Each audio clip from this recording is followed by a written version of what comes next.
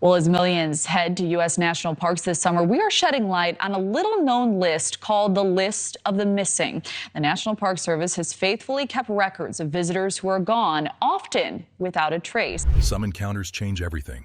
For Washington State Patrol pilot Mike Anderson, a routine training flight turned into a nightmare revelation. A towering figure moving through the forest below, carrying what looked like a human body. The camera was rolling.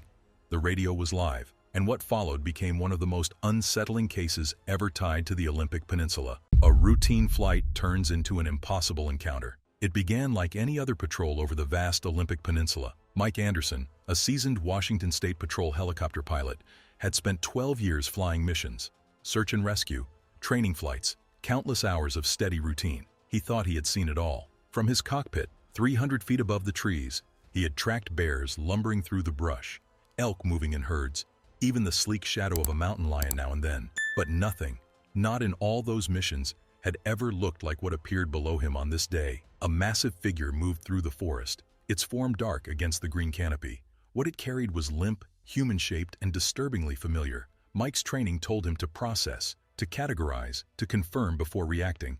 But his gut screamed the truth. This was a human body gripped in arms that belonged to something enormous and entirely unknown. His hand shook as he reached for the radio.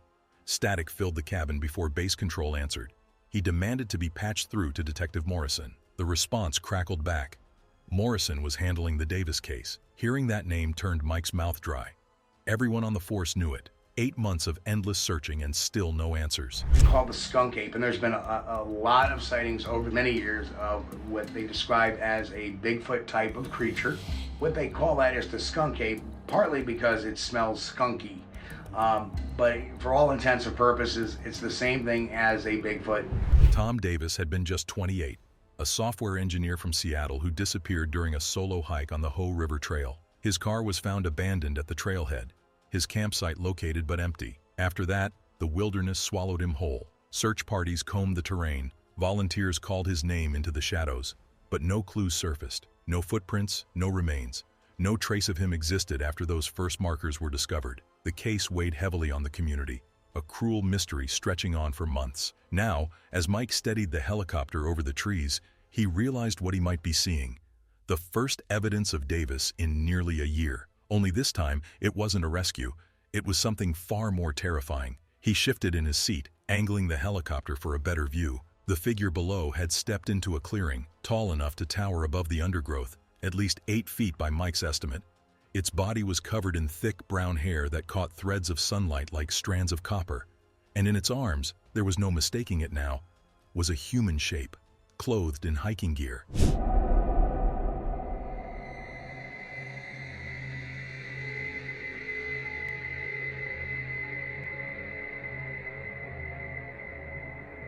The voice from base demanded confirmation. Was Mike claiming Davis had been located? His hands flew across the controls automatically, but his mind reeled in shock. What he was looking at did not belong to any category of known life. A face that shouldn't exist, and movements no human could match. The creature looked up. Mike's heart lurched as its features came into focus even from 300 feet above. This wasn't a bear awkwardly balanced on 2 legs. The face was too human-like, yet it radiated something primitive, ancient, untouched by civilization. His throat was dry as he gave the order for a full search and rescue team to be dispatched.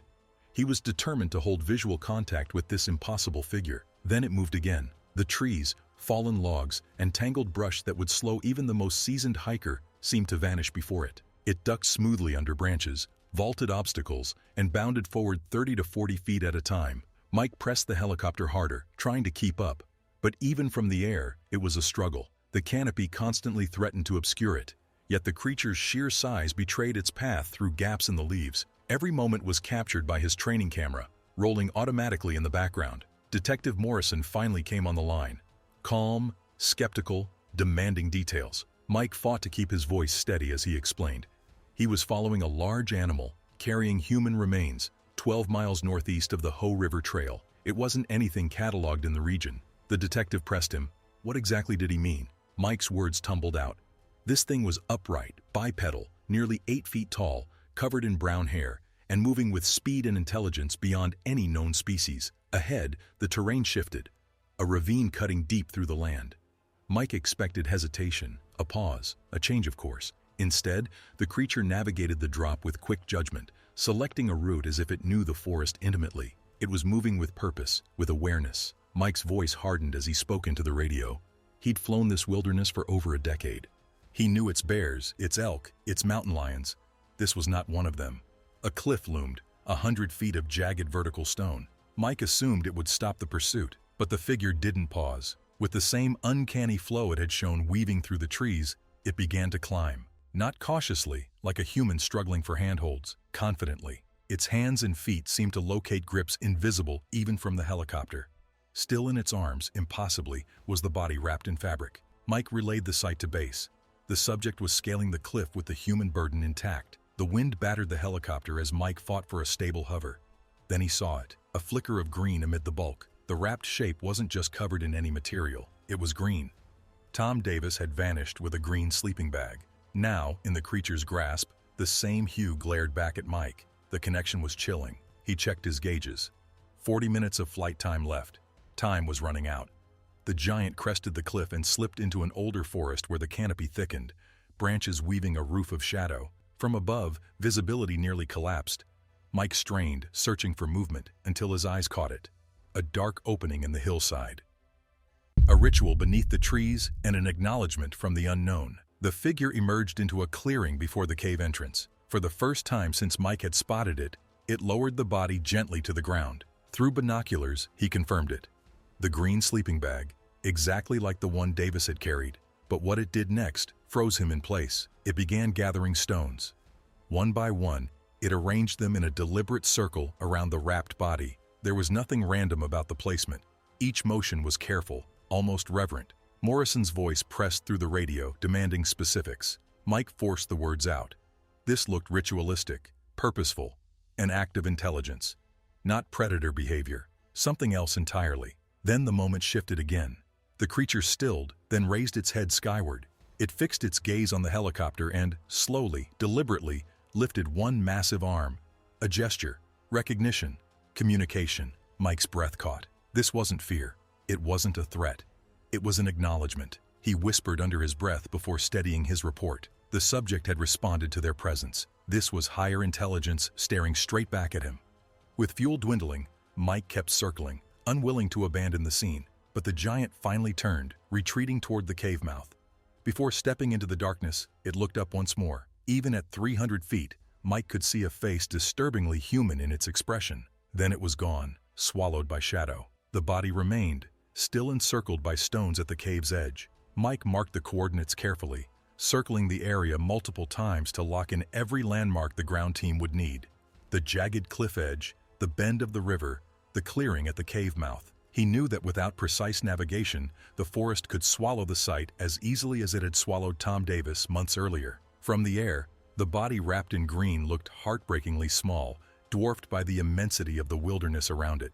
On the return flight, his mind replayed the sequence in stark detail. The fluid climb up the cliff, the deliberate placement of stones, the raised arm that acknowledged the helicopter. These weren't fragments of imagination. The camera had captured every second. His training told him to strip observations down to facts, to avoid speculation. Yet the facts themselves carried implications that no manual had ever prepared him for. If this footage held up, and Mike knew it would, then the accepted boundaries of biology, behavior, even intelligence had been broken wide open. The mystery of Tom Davis's disappearance might finally have an answer, but it was an answer that didn't fit within any known framework. What he had seen was real, undeniable, and it meant that the world as people understood it was no longer complete. Back at the base, the weight of what Mike had witnessed seemed heavier in the harsh fluorescent light of the communications room. Detective Morrison arrived in person, his expression as hard as granite. Together they sat in front of the monitor, replaying the helicopter footage frame by frame. The size of the figure leapt off the screen. Its speed, its ability to move while carrying a human-sized load, its intelligence, all are undeniable. Morrison finally voiced the question any skeptic would ask. Was there a chance this was a hoax? Could someone in a costume fake all of this? Mike didn't hesitate. He gestured to the screen. Look at the way it tore through terrain, climbed sheer stone with a body in its arms, and moved with a fluidity no human could match. His answer was steady. No person could fake what they were seeing. The technicians enhanced several frames, sharpening the blurry shapes into chilling clarity. There it was, the green sleeping bag, a pair of blue jeans, hiking boots. Every detail matched exactly what Tom Davis had been wearing on the day he disappeared. Morrison's jaw tightened. They couldn't wait for a ground team that would take hours to reach the site. If there was even the faintest chance of recovering Davis, or what was left of him, they had to act immediately. He ordered Mike to fly him back into the wilderness before nightfall. A clearing without a body and a forest that watched back. The helicopter set down in a meadow a quarter-mile east of the coordinates, rotors ticking down into silence. Mike and Morrison hiked through the dense forest, the GPS guiding them to the exact location he had marked earlier. The woods here felt different, oppressive even, as if they carried an age older than memory itself. When they broke through the trees into the clearing, both men stopped cold. The stone circle was there exactly as Mike had filmed it. Every rock is still in place, the arrangement untouched, but the body was gone. The wrapped bundle that had been so visible from the air had vanished. Mike checked his GPS again, confirming what he already knew. They were in the right place. Morrison crouched with gloved hands, pointing out the disturbed earth. The stones had definitely been moved recently. Impressions in the soil showed where something heavy had been lying. And then, in the grass, he lifted a shred of green fabric. Torn, ragged, but unmistakable. The same color as the sleeping bag Tom Davis had been carrying when he disappeared. The cave loomed dark against the hillside, a black mouth swallowing light. Morrison studied it with a grim face. They would need proper equipment to explore it fully. Before they could act further, a sound rolled from the depths of the forest. Low, resonant, not mechanical, but alive. It carried the deep timbre of a horn blown through flesh and bone. Both men froze. They didn't linger to debate. They turned back, retracing their path with the suffocating certainty that something unseen was watching them the entire way. Days later, the lab results confirmed what they had already suspected. The fabric scrap held Tom Davis's DNA. It wasn't just a match in color or material, it had been in direct contact with his body. The investigators now had undeniable proof that Davis had been there in that clearing, wrapped inside that green sleeping bag. But there was still no body to recover, no final remains to return to his family.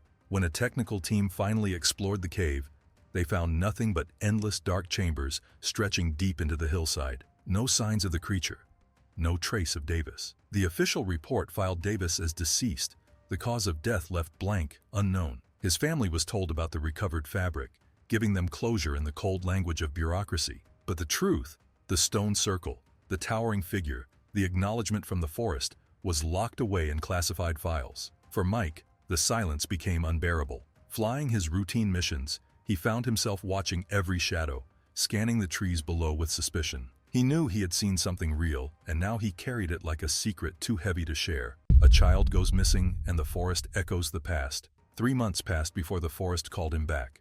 On a routine flight, Mike's radio flared with urgency. A missing child, 10 years old, lost after separating from his family during a hike in the very same region. The coordinates were sickeningly familiar, less than 5 miles from the cave where he had last seen the creature vanish. His stomach dropped as he banked the helicopter toward the search zone. For hours, he flew above the rugged terrain, coordinating with ground teams threading through the undergrowth. As daylight faded, so did hope. A night in the mountains could mean hypothermia, even death for a child without proper gear. Just as despair settled in, a call cut through the static. A jacket had been found. Ground Team 2 reported a small coat hanging from a tree branch 12 feet off the ground. Mike's blood ran cold. There was no way a child could have put it there. The coordinates placed the jacket less than a mile from the cave. The pattern was too familiar, too chilling to ignore. Mike banked the helicopter toward the coordinates, his searchlight sweeping the canopy. Below, flashlights from the search team flickered through the trees. They stood in a clearing, staring upward. When Mike illuminated the scene, the truth hit like ice. A child's blue jacket hung neatly from a branch 12 feet above the ground, placed there deliberately rather than tossed. It wasn't random.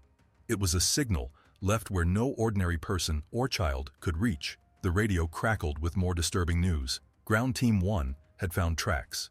Enormous footprints, unlike any known species, striding across impossible distances. Signs that something massive had been carrying a load. The pieces fit together with horrifying familiarity. Mike's chest tightened. He was reliving the Davis case in real time. Only this time the victim wasn't a grown man. It was a 10-year-old boy. Mike's voice cut through the static, demanding Morrison be contacted immediately. Almost as if the forest itself answered, he spotted movement. A figure, immense, moving between the trees. but the way it walked was different, slower, deliberate. Through his binoculars, Mike's eyes locked on the truth. A small human figure sitting against a fallen log. The missing boy, alive. The massive being approached with an almost cautious grace, lifted the boy, and began walking not deeper into the forest, but toward the lights of the search teams. Mike's hands gripped the controls, his voice steady despite the tremor in his chest. Base, the child is alive and appears unharmed.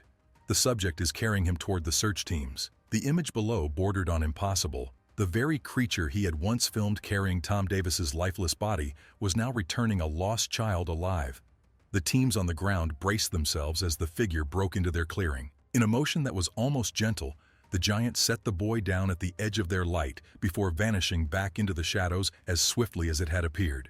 The boy was shivering, frightened, but very much alive. He explained in halting words that a big furry man had found him in the darkness, kept him warm by a fallen tree, and even placed his jacket high in the branches so rescuers could find them. His story was simple, but every word chilled Mike. This wasn't random survival.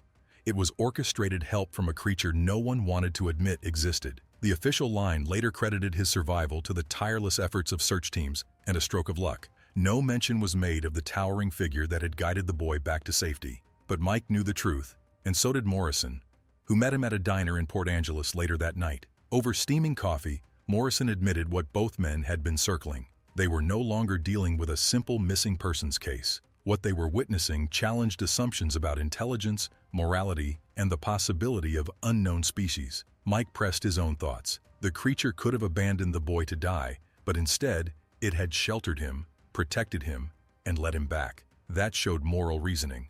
Compassion. Morrison agreed, but asked the question that cut deepest. If it had saved the child, what happened to Tom Davis? Why had Davis's outcome been different?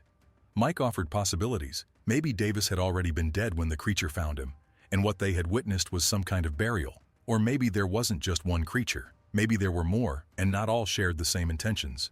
The thought left both men silent, the chill of that possibility heavier than the forest air. The weight of knowledge in a forest that watches back. The months that followed did nothing to ease the burden. Mike continued flying search and rescue, but every mission felt different. He scanned every shadow in the tree line, every flicker of movement, with the knowledge that the forest was not empty. Somewhere beneath him, intelligence older than civilization still walked. The official silence pressed down, the footage locked away in files few would ever access. Sometimes during his flights, he would glimpse something. A shift between trees, a movement too large to be a deer, too fluid to be falling branches. Never long enough to prove, but always enough to remind him he was only a visitor in this place. The memory of Tom Davis, the survival of the boy, they all lingered like ghosts. The reports listed Davis's case as deceased, cause unknown. But Mike carried the truth. He had seen something arrange stones like a ritual. He had watched it acknowledge a helicopter with a gesture. He had watched it save a child. In a world desperate to categorize everything, he had encountered something that defied every category at once. As he flew over the endless green expanse of the Olympic Peninsula, he sometimes felt eyes on him from below, eyes as old as the mountains, watching, waiting. A reminder that not every story ends with answers and not every mystery needs humans to solve it.